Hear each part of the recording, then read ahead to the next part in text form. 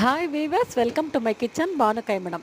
Today என்ன special அப்படின்னு பார்த்தீங்கன்னா, பானு கைமணத்தில் மிளகு குழம்பு, நல்ல காரசாரமான எம்மியான மிளகு குழம்பு.